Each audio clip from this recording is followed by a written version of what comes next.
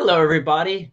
Finance is something that shouldn't just be skimmed over, and we hope today's conversation and the questions that are answered by our experts here provide a glimpse of insight and encourage you to dive deeper into the concepts that we'll discuss today. But first, let's get to know everybody. Nick, you are to the right of me for everybody watching. Tell everybody a little bit about who you are and what you do. And you are. I am muted. It's been a while since you've been on one of these. I know. Nick Mathews. I'm the CEO of Mainvest. We're a community investment platform focused on capital formation for small businesses, brick and mortars. One of the biggest categories we work with is breweries going out and raising capital from their community to secure funding for growth or startup capital, but usually growth, startup capital, and expansion capital. And before we hit the live button, you had mentioned you have a high percentage of Mainvest breweries, or businesses, I should say, in the Richmond, Virginia area. Why do you think an area like that gravitates towards your model more so than other regions? I think that like a lot of the kind of sub-regional smaller towns that like are not that Richmond's like a small town, but smaller population, like the 100 to 200,000 population mark towns that are like experiencing this economic development growth. A lot of it coming from people maybe moving out of like the New York, Metro Boston, LA, San Francisco areas over the last few years, looking to go and own homes, come to these areas. And there is a strong kind of community sense around building the communities that they want to build. And so we've seen a lot of kind of organic growth in these clusters of areas and this kind of new wave of rebuilding main streets and economic development. Awesome. Well, thanks for sharing, Nick. Audra, always a pleasure to see you. How's everything in your world? Good. Good morning from East Texas, actually, where I'm at on site working with the client this week. I live in Asheville, North Carolina. Audra Gaiziunas. I own Brewed for her ledger. I'm a fractional CFO, CEO for the beer industry. I've worked with roughly 300 plus clients since 2013.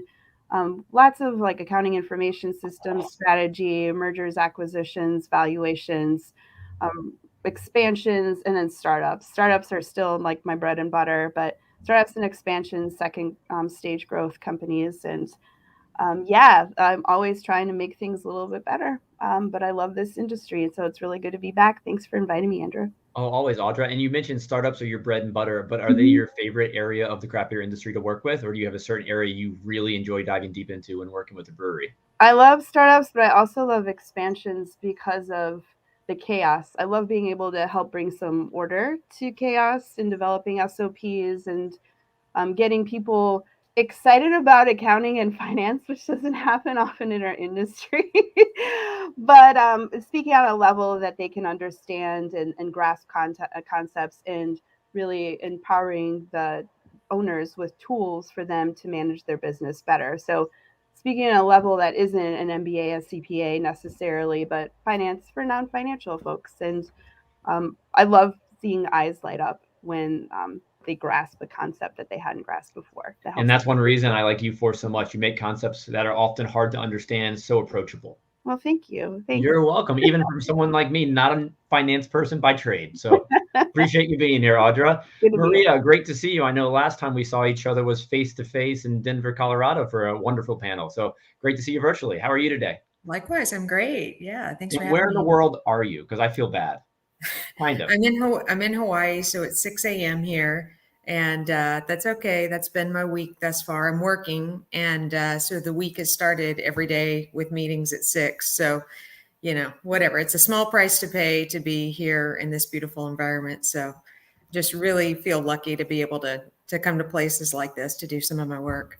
No, you're very lucky. So besides working in Hawaii, where do you come in and help breweries with? I'm a CPA. I specialize in beverage alcohol, and I lead a practice group at my firm, which is located in Los Angeles. The practice group is over food and beverage, but my particular work that I do when I'm doing client-facing work, it's contract CFO services. So I might be helping them plan, large business decisions like, is it time for me to build a new building, a new facility, or do I want to expand via, a contract manufacturing situation?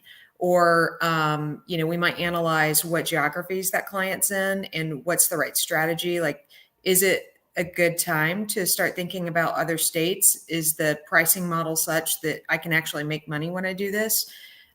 Supporting M&A activity. Sometimes I've worked where, one party has purchased another party and it's integrating that subsidiary into the mothership. So that's some of the stuff that I work on too. And then our team as a whole can be like an outsourced accounting department. But my particular things that I do kind of, are more in what I just rattled off. So. And just like I asked Audra, what's your favorite, little area to work in your space? I think the M&A space is really exciting. It's so, there's a lot of pressure around it, and I kind of thrive in pressure. So I find that really exciting. And I like to work with companies that are mature enough that they do have an appreciation for strong processes and strong systems. It can be frustrating to work with people who don't have an appreciation for that, because then you're sort of rolling a boulder uphill. So sometimes that appreciation comes with time, and you don't necessarily have that right off the bat. Absolutely. Well, thanks for being here. And last but not least, Jason, initially I asked you to come, then you said you couldn't come. Now you're here. So glad to have you. Yeah, glad to be here. So thanks, Andrew. And, just what I do is, I work for United Community Bank. We have a craft beverage lending specialty, kind of like everyone else. We focus on that in kind of my little niche.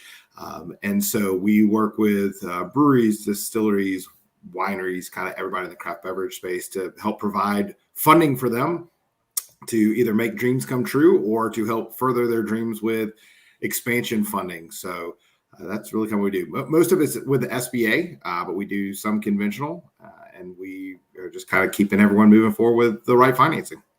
Awesome. Well, Jason, because you have the name Beer Banker in your little description today, I'm going to start with this question with you. Wasn't where I initially planned on starting, but why are there special brewery finance institutes out there, and can the average bank provide comparable rates?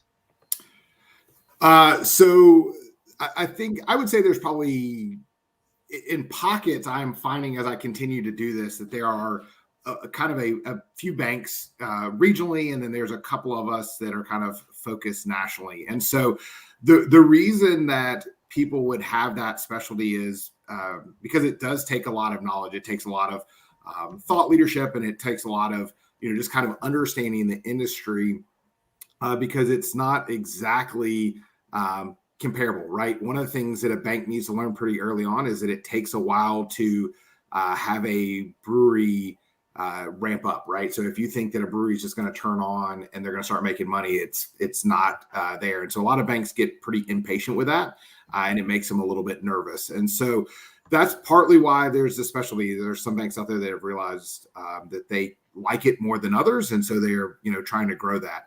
To answer the second part of the question is, can everyone offer comparable rates?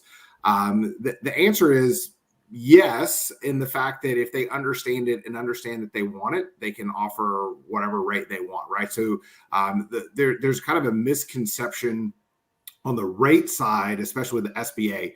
The SBA determines the maximum rate that you can charge. It doesn't do the minimum rate. So if you really, really want to buy a deal, right, if there's just a brewery you have to do business with, you can continue to lower the rate. And so a lot of it, I would tell people, is risk-based pricing. So your pricing on your loan is going to be how risky it is. If it's a slam dunk commercial real estate deal with great guarantors and really great operating, you're going to price that a little bit less. And if it's a super risky startup where everyone's terrified you're going to get paid back, that one's probably going to have max pricing on it.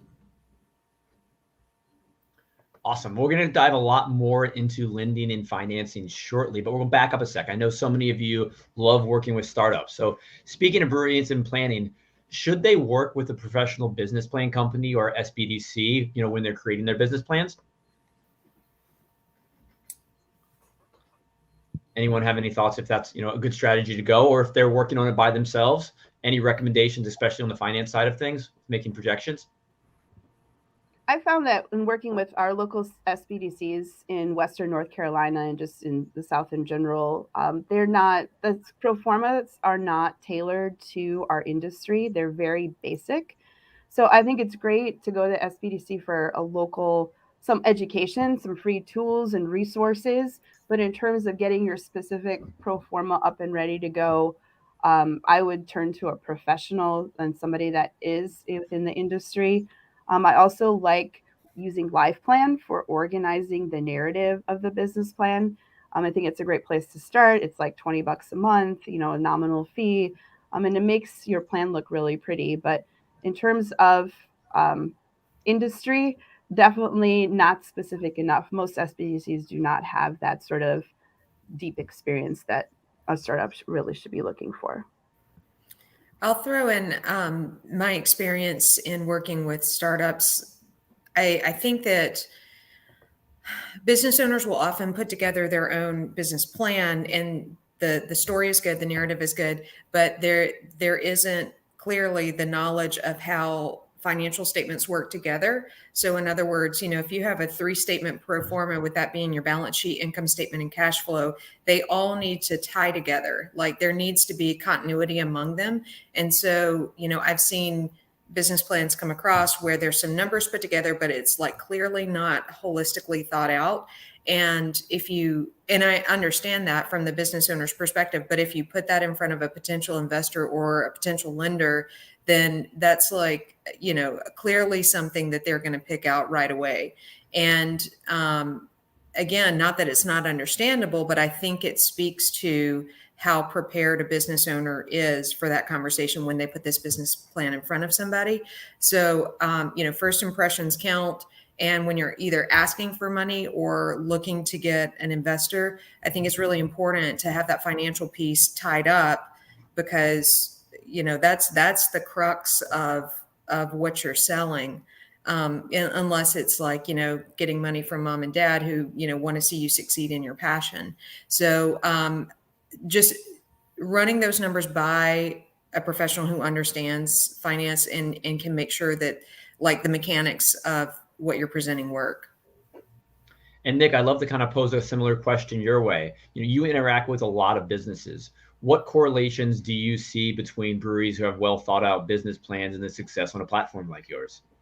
I mean, I don't want to say night and day, but it is like, especially for a startup business, like a pre-revenue business looking to get into a space, maybe you've done some home brewing, really when you're thinking from like an investor standpoint and the investor hat, like if they don't know you personally, the one thing they have to look at in comp against like other industry standards is your pro forma and like the operating model of the business plan. And you can have like 20 years of experience in like the food and bev space, and that's incredibly valuable. You can have a great location and like, have like a sweet deal with like the landlord and like that's awesome and all that ties in. But when you look at a balance sheet that doesn't balance, that's a red flag. And when you see a business model that, talks about in like 2 years, revenue grows 300% because you've secured distribution like fully regionally, like that's a red flag too. I think like conservative, respectable business models that don't like plan on exponential growth and then being able to talk through that exponential growth and the fact that that is a plan, but this is the sustainability model for the core business in lieu of that actually happening or that not happening at the aggressive timeline that you as a really passionate entrepreneur want it to happen. That kind of like base setting really does show for investors and help them make a decision. Awesome. Thanks, Nick. Jason, you interact with so many different breweries out there from small to large. Any recommendations with regards to things they should have in their business plan that you look for? So I kind of joke. The first one is the city and state. I look at a lot from across different places, and sometimes they'll just have a business plan. I'm like, I don't really know where this is. So, kind of understanding that is something there. But, the biggest part is kind of understanding, especially on the startup side, it's, being more than just a home brewer, right? There's a lot of home brewers that want to start, and the fact that you're a home brewer is great, but, what have you done to try and further your career? We've gotten to a place in the industry now with over 9,000 breweries that if you really wanted to do something, you probably could go sweep floors or do something at a brewery to try and help you build some professional resume. On the expansion, I always tell people what I want to know is what makes you different, right? So why are you people buying your beer? What's making you a little different? What are you going to be able to replicate? What's the kind of the problem that you are having right now? And it's funny because the differentiator that everyone thinks right now is they have locally sourced ingredients, and that's kind of the definition of craft to me. That doesn't make you necessarily unique in the fact that you're using barley from your state or you're using hops from this one provider. It's really what makes you unique is like someone today was sending me something. They said they have kind of the coolest can art or can labels ever. And I'm like, well, that they do. It's pretty cool, right? And that's probably a reason someone will pull something off the shelf, at least initially. So, what makes you different? And it could be the awards, it could be the type of beer, it could be the process. But just the base ingredients really isn't it. So kind of understanding this. And then I would echo that they don't have to be 100 pages. I see a lot of 100-page business plans that don't say anything. I'd rather see a 5-page business plan that's clear, concise. It really tells me what you're going to do, who's going to do it, and why we should give you money is kind of the secret of the sauce. And you talk a lot about just being different and how they're going to stand out, but it really comes down to how can you tell that story to those who matter and those who are going to spend money and purchase your beer. Yeah. And the numbers have to make sense. That's the biggest thing too, that you're trying, it's a marketing document. So you're proving the financial viability of your business model. And so knowing that, you're meeting a debt service coverage ratio of at least 1.2, there's different gates that you have to pass through. It's not just here's my P&L and here's my cash flow. It has to prove that you can actually stand on your own 2 feet, make those debt service payments, and still have enough money left over to reinvest back in the brewery. So yeah, making sure that you have those metrics that you're meeting. And just talking about business plans for one more minute, how have you seen business plans change the past couple of years through the pandemic? I would say that they've gotten a little bit more concise. People know that they're not going to get a $3 or $4 or $5 million just blank check anymore. They have to be a lot more concise with here's how we're going to spend the money. Here's how we're going to get the return on investment. I saw an article the other day where it basically says investors in the beer industry have gotten to a place where they're not going to let you have the 10 or 15 years that they did before. It's got to be a lot more typical. So, it's a lot more business centric, and people are thinking, hey, look, this is the maximum as opposed to the minimum that I need. They're really kind of sharpening their pencils and razors and trying to figure out how to make it a clear, concise deal. Thanks, Jason. Now, this is a question to completely mix things up. How can you tell if your bookkeeper is keeping the books correctly? Audra? So many people, don't come from where they have this financial expertise, so they might not know. So what should they, what can they do to make sure they're being done correctly? You got to have more than one set of eyes on them. Yeah. For any business of any size. So if you're an owner who doesn't look at the books, number one, that needs to change. But number two, if you don't know what you're looking for, you do need to hire someone who does and have them look at it monthly or quarterly.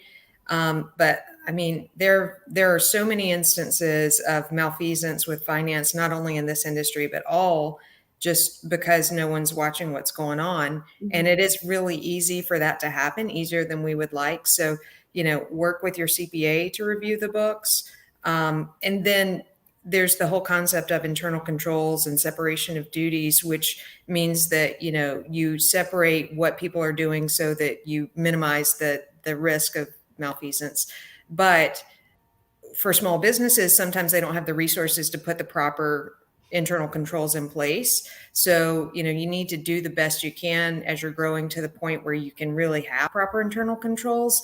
And in the interim, make sure that you're getting multiple sets of eyes on those books. And, there's some basic things too. Like if your bookkeeper is preparing the checks to go out, you need to review the bills and sign the checks before they go in the mail. Just some basics like that. Anybody else have anything like to add to that one? I mean, I would say, like, from an operating or founding team perspective, we've had over 150 breweries raised on the platform to date, and like one of the strongest correlators to both a successful raise as well as like 100% of them are in good standing now. So we actually haven't had a brewery default or anything, which is amazing. But in terms of like the ones we talked to, there's definitely a strong correlation between a founding team that has like someone in the financial space on that founding team, like the breakdown of like having, the home brewer turned like passionate brewer and like the ex-finance guy, I think, or gal is like the most, common breakdown that we see for a successful brewery, because there's that level of trust from the operating side. And if you're a I guess, non-technical founder in the sense of like financial literacy or like financial. There's a baseline, I think, that it's important to be able to get to, because, you know, you're not going to have the resources to like farm out to like 3 different CPA firms and fact check all of these things. And like the level of just being able to like call baseline bullshit, it doesn't require a ton of expertise. And I think if you're feeling kind of concerns around that, just upping that vocational knowledge to a point that you can like have the confidence to call out when things aren't right. And when you see those flags, there's a level of ownership there that I think is incredibly valuable. Awesome. Thanks, Nick. Now we're going to dive into the segment where we focus a lot on raising money. We had a lot of questions about that, but let's start with the easy one. What should someone look for in a good lender? I see the lenders unmuting. I feel like I'm biased. Someone else should go first?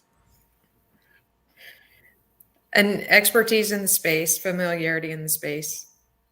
It's really key. I mean, really for any, you know, professional that you surround yourself with, they need to know your industry, but especially banking. I mean, just like Jason said earlier, having the patience, understanding what the normal timeline is for turning profitable, I think that's hugely valuable. You know, I would also think it's how much is that person, you know, throw the name off the door, throw all that kind of stuff, right? It's who do you like? Do you trust what they're telling you? And are they trying to figure out how to kind of make it work, right? So there are plenty of times where I talk to someone and within the first 15 minutes, I'm like, hey, this isn't going to work, you know, but I'll spend another 30 or 45 minutes with them saying, okay, let me just tell you, it's not a fit for us, but here are the things that you should think of. Here's some options, right? Mainvest is one of the places where I send people, right? I know they're not on here, but I send people to WeFunder from time to time, right? Depending on what they're trying to do. Or I joke, I say, hey, you know, sometimes I'm my competition's best referral, and I look and say, hey, our credit box today is this, you know, and theirs is like this. And so you fit in that little spot over there. And so for me, I wish, you know, this sounds selfish, but I wish every single brewery deal would come through me, and I will just help them kind of like find the right place for it, right? And it's probably like, truthfully, over the last 2 years, I've probably referred out 5 times what I've closed myself, right? It's just finding the right people and then having a passion, right? And then it's, you know, there's so many lenders out there that'll say, hey, this isn't going to work. Good luck, right? Well, where are you now? You've wasted some time and you don't have any better leads. But if you'll spend the time with someone who will say, hey, this isn't a fit for us, but I actually know that this person's credit box looks like this, and they will help you with it. You know, and I also try, like Audra and I work together a lot. And one of the things that I'll do is I'll say, hey, you should go over there, but make sure that Audra gets a referral fee, right? I mean, like, or whatever, right? It's important to like help, you know, just do it. And so my answer is the best lender is going to be the one who cares about your business and the industry. And that's going to be the answer. Awesome. We'll move into the next question. You know, as you can see from the questions we've had today so far, it takes quite a bit of money to open a brewery, and the brewers are looking at all possible avenues to raise funds. And we've seen several questions asking CBP about what % of ownership is fair to give up to an investor with no role in the business. For example, you know, is there a generally accepted benchmark for this? And, you know, if an investor puts up 75% of the capital and does 0% of the work, but the brewery owner operator puts in 25% of the capital, but does all the work, you know, who takes what share of the ownership? Are there any general statements you can make on that or thoughts? The ownership percentage doesn't have to equate to the percentage of money put in. So in that scenario, if 75% of the dollars come from, or well, let's say 100% of the dollars come from one person and they get 75% ownership, and you're putting in sweat equity and you get 25%, it doesn't have to work that way. You can have an outsized portion of ownership, even if you're not putting in the capital. That's possible. But there are some important downstream effects that need to be recognized, like, for example, passive activity losses. So if I'm an owner and I'm putting in sweat equity and I don't put in any cash, any capital into the endeavor, and let's say for the first 3 years I have losses, well, if I'm in a pass-through activity, which most of these are going to be, then I can't take advantage of any of those losses if I haven't put in any capital. So I'm not going to be able to take advantage of losses that are allocated to me until the business gets profitable enough that I'm allocated profits to counteract the losses from the past.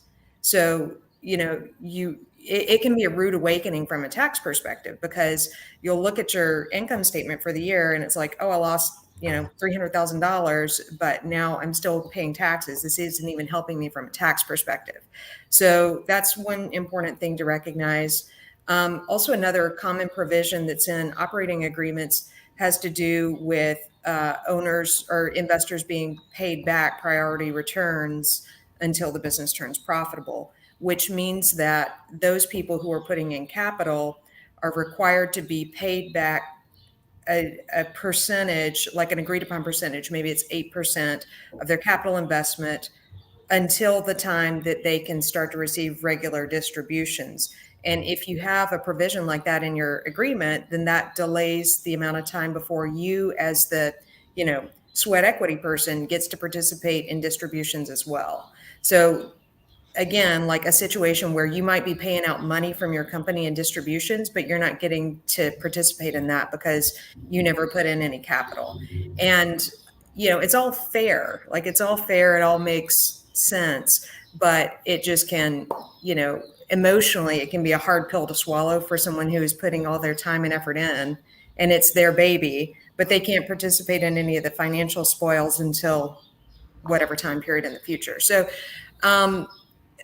point being is that there's no like rule of thumb. You can do anything under the sun for the most part. A lot of it depends on your structure. Like, if you're an S corporation, you can only have one class of stock and ownership. And that means that everybody who's in has equal voting rights. If you're a C corporation, you can have different classes of stock and different rights associated with those different classes. And then the same thing from a partnership perspective. Partnerships are extremely flexible. So there are lots of avenues to get to where you want to be, but you just need to be cognizant of those downstream effects down the road. Now, Nick and Jason, what are your thoughts on the situation where the owner operator is not putting in any of their own capital? I mean, we can talk separately. I think there's for debt financing from institutions. I think that the owner's ability to put in that portion of equity is incredibly important in the underwriting process. Jason, let me know. But there are situations where entrepreneurs just don't simply have like the personal capital to be able to put that up front, and that's where like finding alternative forms of revenue, finding equity investors, and finding investment from the community through debt investment become options.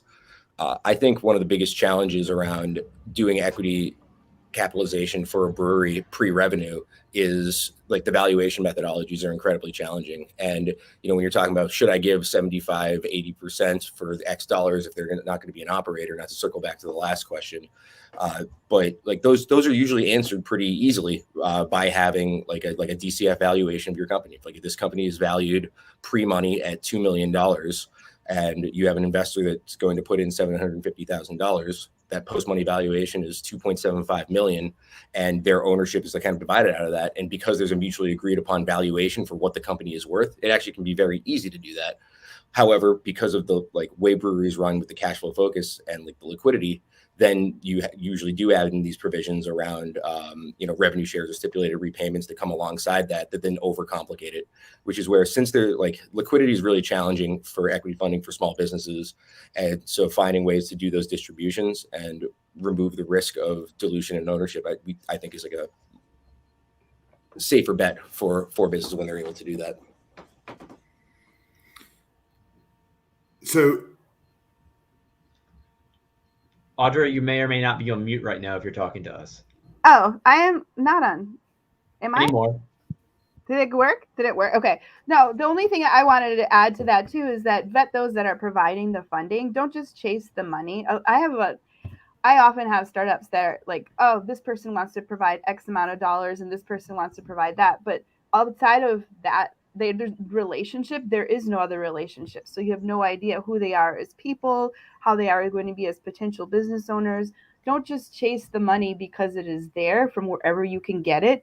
Vet those potential owners, because you are going to be married to them essentially, and they are going to be your partners. And so I wish more people would do their due diligence in vetting those people before they accept money from them. That's all I really wanted to add from a startup. No, Audra, that's a really great addition because it ties in directly into one of our next questions. So how does a brewery owner handle those investors who don't have an active role in the day-to-day operations? Because they still are a partner. Any tips for, keeping that interaction healthy? Explicit expectations that are written and communicated regularly. That's what I would say would be the best practice from my side that I can offer. That's amazing advice.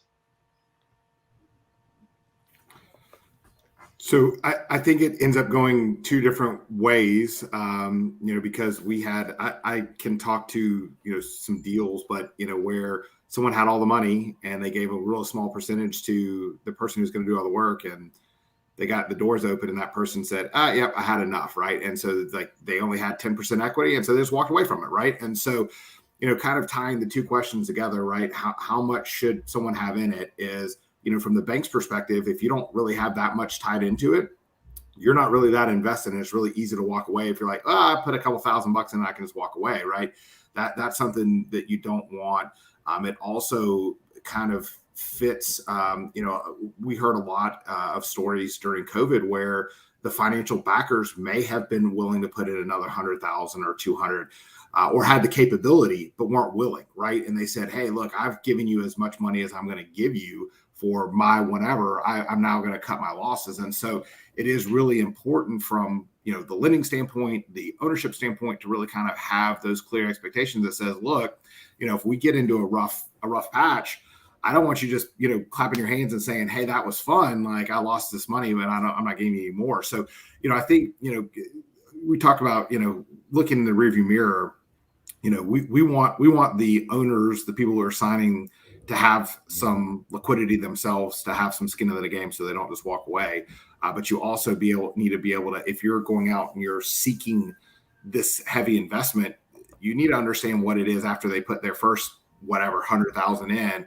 Are they going to put another 100,000 in? Or are they just going to say that 100,000 is all it is? And, it also, kind of tying all that together is where's the valuation, right? I always tell breweries when they go out and like get that startup money, that is the most expensive money because your valuation is the least. If you go and raise that same $500,000 4 or 5 years down the road, you may only have to give 5% up to get it at the beginning. You may have to give up 50%, right? And so it really kind of depends. You want to try and hold on to it as much as you can in the early going. And Jason, go ahead, Maria. Well, can we talk about the need to, retain majority ownership? I think that's a really important topic that dovetails to this, is that it's like you either have 51% or more, or you've got, might as well have nothing, assuming that you want to retain control of the vision of the company.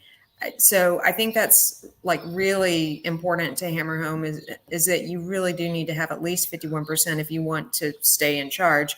And also another thing is that some operating agreements require supermajorities for major business decisions. Like if you're, thinking about selling, you'll need a supermajority, vote on that. So maybe you want to retain 66 2/3%.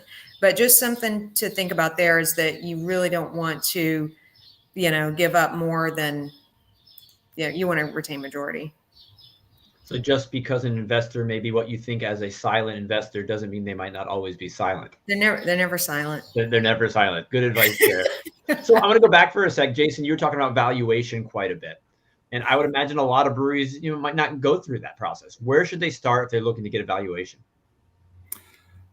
There's a lot of really good people on the phone. I think both Maria and Audra could give you a back of the napkin side of it, give you kind of some info on that if you want. And then it's funny because I just did a series on LinkedIn with Owen, and we talked about valuation and structuring debt and things like that. So there are experts in the brewing industry that really can kind of go out and do that. But what Maria and Audra are going to give you are probably good. And then if you really need something official on paper, it's going to cost you $7,000 to $10,000 to kind of get to that point, right? So if you've retained, you're kind of already paying and retaining some services, you may be able to get some value out of that. But if you really need something super official, it's going to cost you a couple bucks.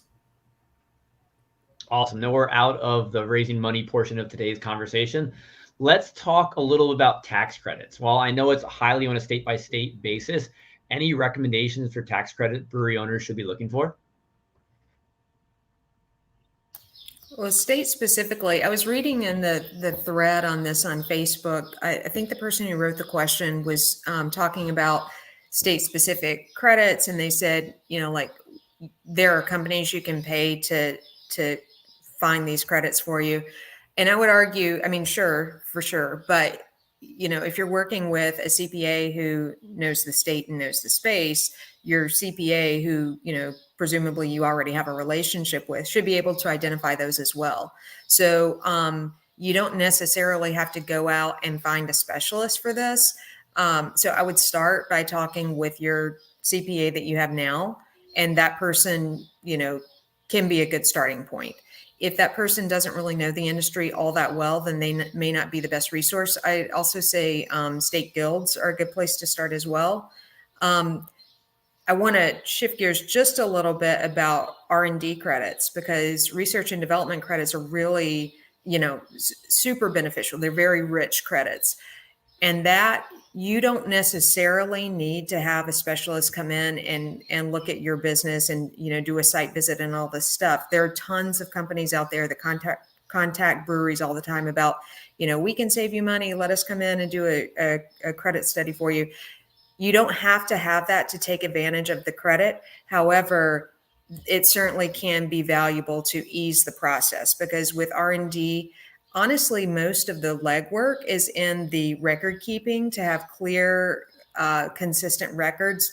And if you have clear and consistent records, then you've got the documentation that you need to claim the credit on your taxes. However, the most common scenario is that, breweries are operational for a couple years, and then they realize there's this credit out there, and then they want to go back in time to claim it, which you can do. You can go back in time. And so the hard part is trying to go back and recreate all this documentation in the past. So you're basically, restructuring what happened in the past to get the right numbers. So it's more that you're paying for the organization and you're paying for the company to know what they're looking for. But I just wanted to point that out in this conversation too, is that you don't necessarily have to work with an R&D credit agency, although it can be beneficial at times.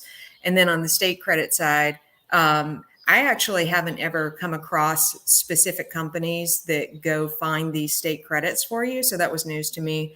But from my perspective, I would say start with your CPA. You guys might have other info. That's a great addition there. Audra?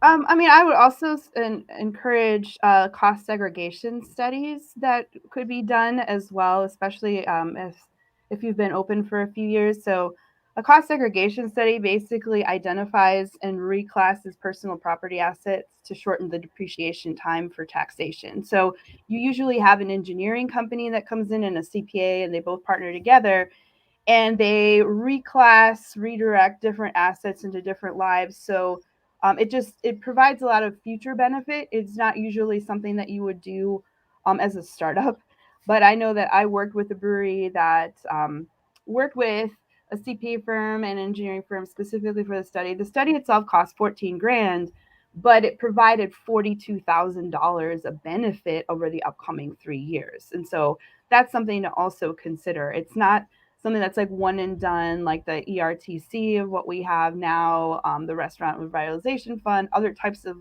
one-time only credits. This is something that you're going to think about over the longer term. So I would encourage that, especially if you've been open for a while, to consider what a cost segregation study could do. If you're a real estate owner, definitely look into that. Awesome. On to the next question. Now, this one is in honor of our friend Carrie Shumway, who's on a beach right now. So, Carrie, hope you're having a great time. We miss you here today. But Carrie always talks about tech stacks. How important is having brewery management software that integrates with your POS and suites like Quickbooks? Everybody's nodding their heads on that one. It's obviously important, but let's speak to that for a minute. It's just like the engine, it's the whole core of your, a brewery is a manufacturing organization, and the manufacturing component is like the lifeblood. And I always feel like if I look at financials and there's a problem, it's an operational problem. Like if you can shore up the operations, that fixes the finance, and you have to have the right tools at your disposal. I mean, then there's a whole other layer of how competitive and volatile the industry is right now. So you have to have access to data that is actionable. And so I think the tech stack is incredibly important, making sure that things are, set up correctly, that the stack has the capabilities to get you information quickly, accurately, and in a way that you can draw conclusions from. And, then there also has to be like a strong adoption rate in your organization, because if you put in a sophisticated, tech solution and like everybody hates using it, well, that's just not going to be a good situation. So I don't know. Yeah. I mean, it's hugely important. Any recommended software you believe brewery owners should be considering? I don't know. You don't have to answer that question. I don't know. Fair enough. Yeah. I want to make sure to be, do your research and see what works best for you. And also talk to other breweries, talk to guild members, talk to, CPAs or people in the industry who see this a lot. I mean, I definitely have opinions. And I'm sure if you ask, 10 other breweries, you're going to get 10 other opinions too. But I think you do need to do your due diligence, think about not only where you are today, but where you want to be as a business in 5 years. And if you're thinking about making a change in a tech stack solution, build what you need 5 years from now, not what you need today, because it's just going to be, you don't want to put yourself through headache more than you need to. But yeah, do your due diligence, sit through the demos, thoughtfully think about your questions before you get in the demo. Think about what the capabilities are that you'll need in the future, what your current pain points are. And it's tough. Because the good ones are expensive. And I think a lot of people try to Band-Aid through situations, and it's just like, you're always going to be stuck in fourth gear until you get the right solution. Right. I think to echo on that, Maria brought up a really good point. And when we talk to breweries and early stage entrepreneurs in the brewing space that tend to have a resistance to doing that, it's always based on this cost benefit analysis of look, I know how to run my brewery. This is the value of the efficiency here. I don't think it's going to make me more efficient and outweigh it. And Maria brought up a really strong point that the operational efficiency is kind of the output of it.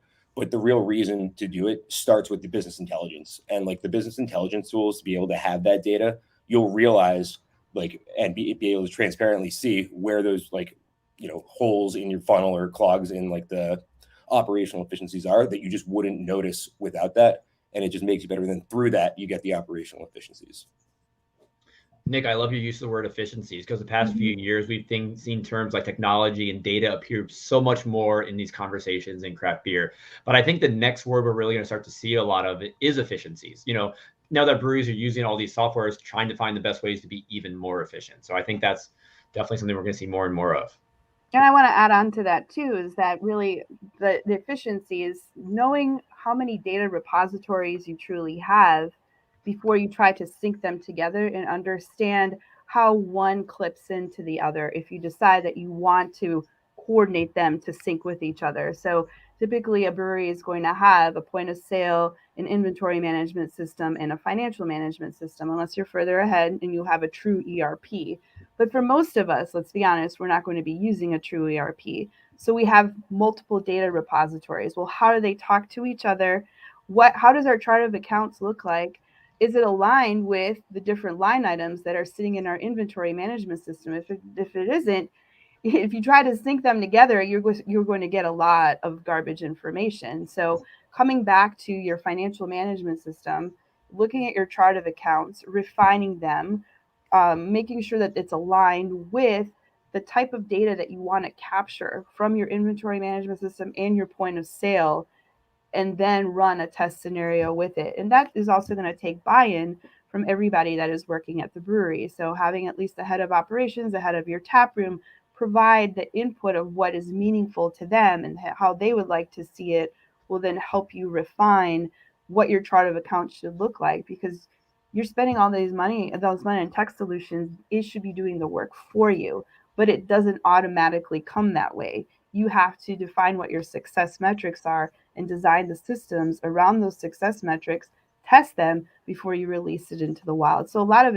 inefficiencies, I think, happen from not enough planning happening and not enough refinement. They just want to click the button to sync everything and go. Well, it's not a magic solution. There never is. There's definitely some work that has to be done in order for them to talk together correctly.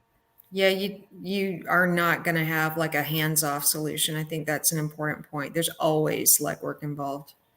And, another thing to think about in systems and setup and chart of accounts is that, as we become a beverage industry, not just a beer industry, you want to be able to clearly see profitability of different products and lines. So you want to see clear profitability of seltzer versus beer versus whatever. And also, if you're in a contract brewing or AP situation, you want to see profitability of what you make in-house versus contract versus AP. So to get that visibility, you need to have items that are set up well and which map to a financial statement that's set up for actionable use. And I think one thing that surprises business owners sometimes if they don't have an accounting background is that, like, every time that you change a chart of accounts, it's kind of like doing back surgery to your accounting reports. It's, you don't want to just willy-nilly make changes to the chart of accounts. They need to be well thought out, and you need to think about all the downstream effects of changing them. So putting in time up front to think about how you want the outcome to be before you put it in place will pay dividends and also save you a lot of money and time and headaches. Awesome. Thanks, Maria. Now, I want to dive into a more personalized question for all of you. What are the burning questions your clients and breweries you interact with are currently asking you? Is there something you see appearing more than others right now, or something that's more relevant in the current state of the world? Does anybody have a burning question asked by your current people you're interacting with? One thing that I get asked is, like, how should we forecast for 2022? Do we forecast same as 19? It's like, how do we know what to expect as we're all waking up from this 2-year slumber that we just went through? So that's one big thing. I'm actually having the tech stack conversation with a ton of people right now. It's really interesting that you brought that up. But I think breweries are definitely starting to invest more in that side of their operation. It's great to see. Awesome. Well, I love reading books, and I'm very curious what all of you are reading right now. It doesn't necessarily have to be, a craft beer or finance related book, but if it is, bonus points. So Nick, you are to the right of me. If you're not reading anything, a podcast is fine, but something you're personally enjoying right now, or perhaps a recommendation for people that ties into today's conversation. For sure. Well, the last book I read pretty recently was Boomerang by Michael Lewis, and it is not related to the craft beer industry. It's a bit of a boomerang back to like 2011, 2012, kind of like the follow-up to The Big Short, which before I saw the movie was about the financial crisis. Super interesting. Love his writing style. It's about it focuses on 7 different nations that went ham during the financial, the mortgage crisis, early in, and just the governmental institutions backed, and they built like Iceland is an example, built from nothing, this massive financial institution based on this kind of gold rush. And it just does the boomerang factor, them, Greece, Ireland, a few of these countries, and what happened, the 3 or 4 years after, and kind of reconciling that. And I know that sounds a little nerdy, but the way he writes it is just super entertaining and exciting. It's just a super light 220-page read. Just to remind you that things were crazy before, and though we feel things are crazy now, this is all cyclical. You make me want to read it, and more importantly, you make me want to go back to Iceland. Such a beautiful country. Beautiful country. Audra, you're up. What you reading right now, or any recommendations? I'm going to Iceland in May, actually. So are you going for work or pleasure, or a little of both? Pleasure. It's our 7-year anniversary. So personally, we are going to be living out of a camper van for 11 days. So I'm pretty excited, flying to Reykjavik, renting a camper van, and driving around the country, and no agenda at all. I also am going through Dave Grohl's new book, which I absolutely love, but I'm doing that as an audio because I do a lot of driving with my obligations. So I love to be able to listen to books on an audio format. But also, I'm serving as in a leadership position for a brewery in Denver, Colorado right now, and we meet weekly.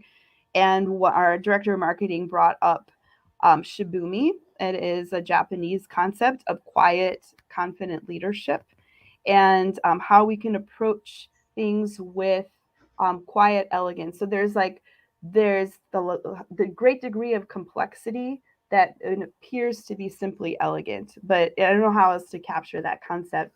But it is a Japanese term, shibumi, and it has the actual first novel I think came out in the 70s, and it's about like an assassin and how he applied shibumi within what he was doing. But I'm looking at it from the business perspective, and I always want to continue developing as a leader, both professionally and personally. And I brought that into the mix. So I've started to read on that whole topic of shibumi. I love it. Thanks for sharing. Mm-hmm. Maria, do you have any time to read while you're out there in Hawaii? I do a lot of audiobooks too.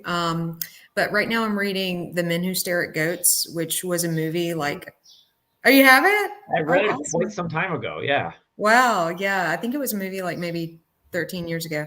But I watched the movie randomly recently, and I realized it was based on a book. And so I was like, oh, wow, I want to read that. So I'm reading that right now, which is about this like secret part of the Army that was developed in the 80s to use psychic powers for, their operations. So it's really sort of out there, but based on a true story. Well, it is a true story. The book is a true story. The movie's based on it. But anyway, so I'm reading that. And then my favorite podcast is Smartless.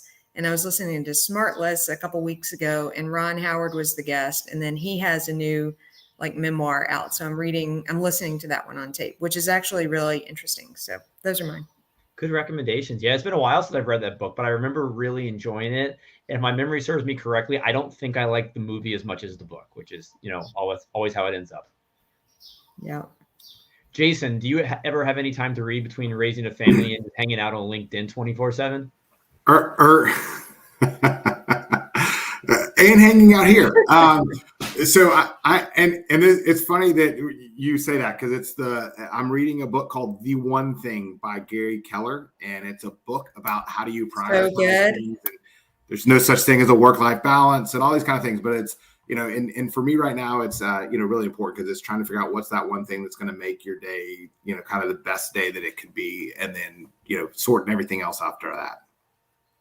Awesome. And what's been your biggest takeaway so far from that you've applied to your life, I should say?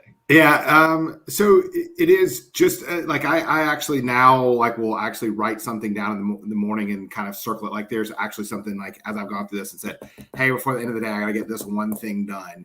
And then I can't end my day until that one thing's done. Now, in theory, I should prioritize it, and it should be the very first thing. But today, it just didn't happen to be that way. So it is prioritizing it and getting the one thing done, putting ink to paper to make sure I get it done.